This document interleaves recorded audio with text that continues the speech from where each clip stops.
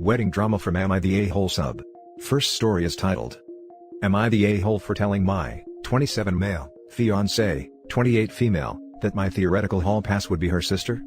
I've been with my fiancé for 5 years. We rarely fight and we have a lot of trust for each other. She and I are going to get married in a couple of months. We have an inside joke together that we're allowed to sleep with whoever we want the night before our wedding. We are both very aware it's a joke, and it's not something we really want to try. We haven't said actual names during the joke yet, but she was curious. She said she knows exactly who she would sleep with. I asked her who. She said I'd have to tell her mine first. To be honest, I had never really thought about who. But when she asked, the first person that came to mind was her sister, who is 5 years younger than her. I know this is probably messed up. I rationalized by thinking that since her sister looks like a younger version of her, it's like I just want to cheat on my fiancé with my fiancé when we first met. Which now I realize sounds pretty awful. I didn't say, and said I didn't really know. She didn't believe me for a second, and kept asking. At one point she jokingly said, "Who knows? I might be able to hook you up with her." I guess she could tell on my face that I felt bad about who I thought. She said it's okay, because it's just a joke, and she wouldn't be mad. I, against my better judgment, blurted out her sister's name. She stopped smiling and asked me, "What the hell did you just say?" I went into panic mode, and said the name of a celebrity. That didn't help the situation. She was unbelievably upset that I said her sister. I tried to give her my rationalization, and that only upset her more. She was near tears, and told me that I was such an a-hole. I told her that she said it was a joke, and that she wouldn't be upset over whoever I said. She said that hers was her hot high school teacher from back when she was 17, and she couldn't believe that I wanted to sleep with her sister. Until last night, I slept on the couch because of it, and she's still sour to me about it. I've talked to some friends about it. My close friends that are women said, I'm an a-hole. My guy friends said I wasn't an a-hole, but I'm stupid.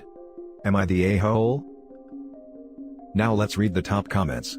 I have 2 sisters, and I honestly think this would be enough for me to call off the marriage. I wouldn't want to spend my whole life wondering if my husband is making eyes at my sister.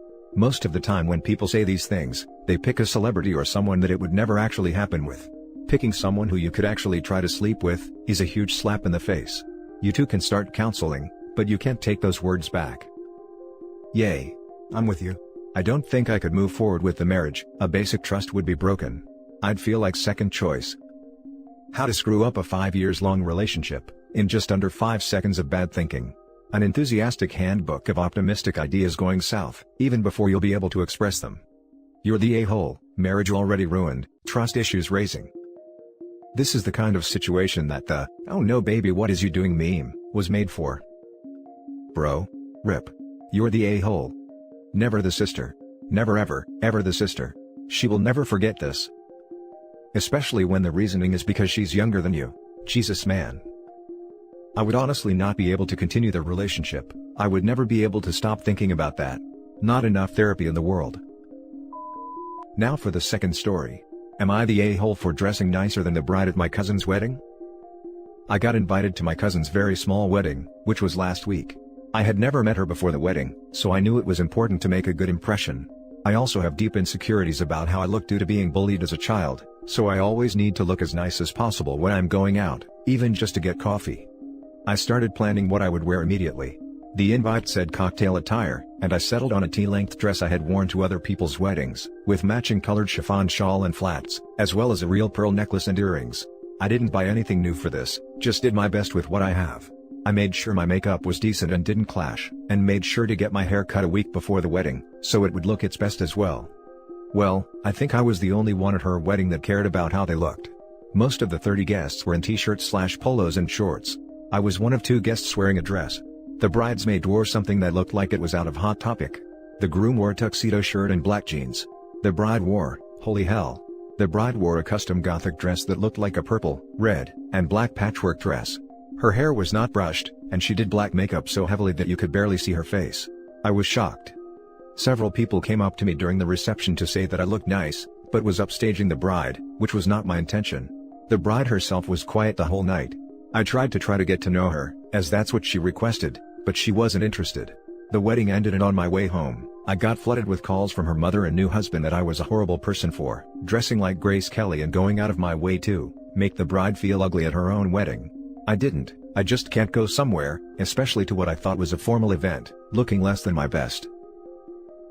Now for the top comments. Not the a-hole. If the invite said cocktail attire, why was every other guest dressed for a barbecue? Why was the groom in jeans? And by tuxedo shirt, do you mean a shirt designed to be worn with a tuxedo, or, and this is what I'm picturing, a t-shirt with a tuxedo printed on the front?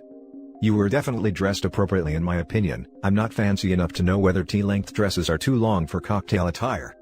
I would however focus on the fact that you thought you were dressed appropriately for a wedding, rather than your desire to look your best. The former makes this an unhappy misunderstanding, the latter makes it seem like you would prioritize your appearance, to the extent that you could feasibly try and upstage a bride. Info. It sounds like the entire style/theme of the wedding was non-traditional and rather informal.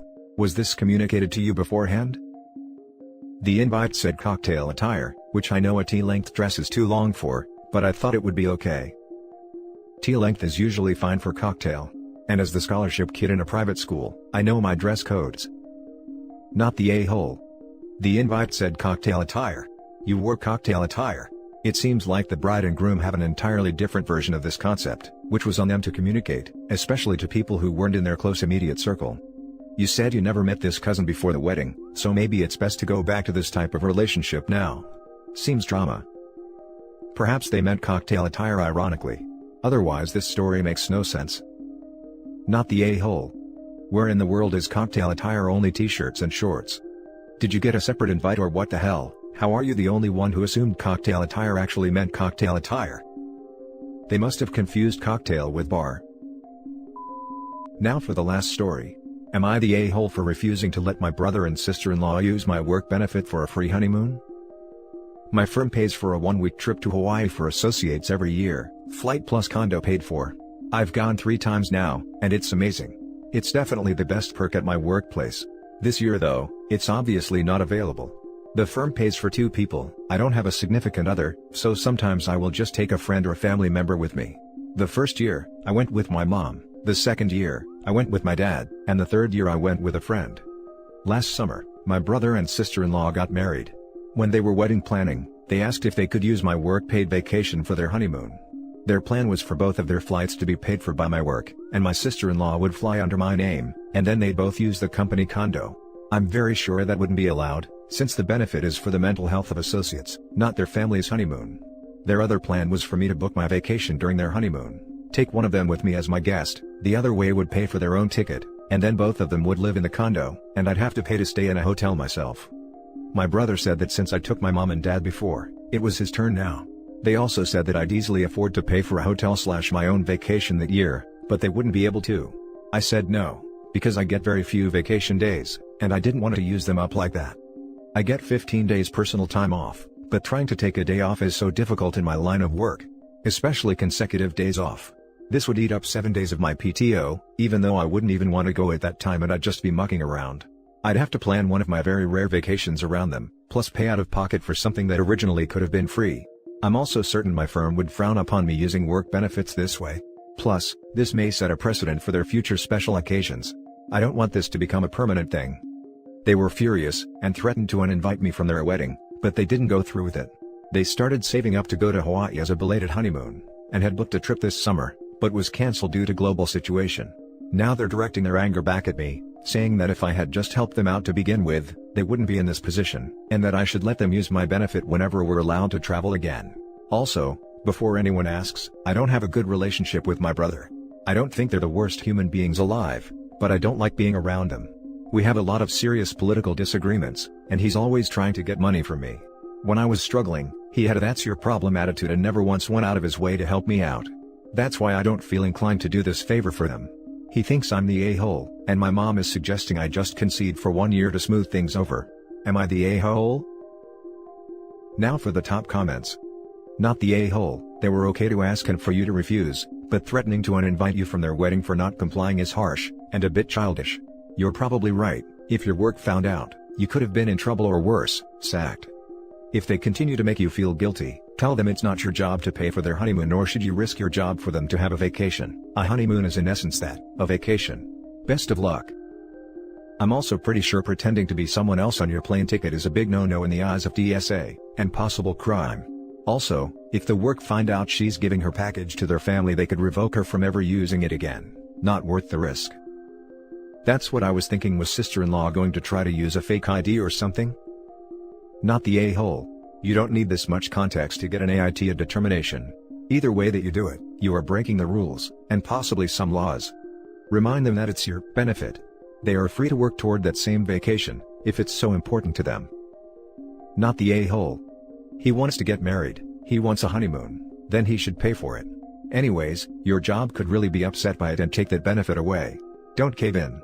Lots of people don't have a honeymoon and live a pretty good life. I mean, if they had suggested plan B first, and offered to pay for OP's hotel, I can at least see asking. But plan A is ludicrous, and expecting someone else to pay for your honeymoon, never mind all the other reasons OP doesn't want to do this, is beyond entitled. He thinks I'm the a-hole, and my mom is suggesting I just concede for 1 year to smooth things over. Don't negotiate with emotional terrorists. All it does is teach them that they can threaten to disrupt the family anytime they want their way. You're not responsible for the pandemic wrecking anyone's plans. You don't owe anyone a free trip to Hawaii. You also don't owe anyone any access to your work benefits, and you're certainly under no obligation to set a schedule for people to exploit your benefits. You're not the a-hole. In the future, make it clear to your family that since Hawaii is such a point of conflict for everyone, you simply won't be asking anyone else in the family to join you. And those are the stories for this video, guys. As always, leave a comment below and don't forget to hit like and subscribe for more content. Turn on your notification to get updated on the latest videos. I'll catch you in the next one. Good day, everyone.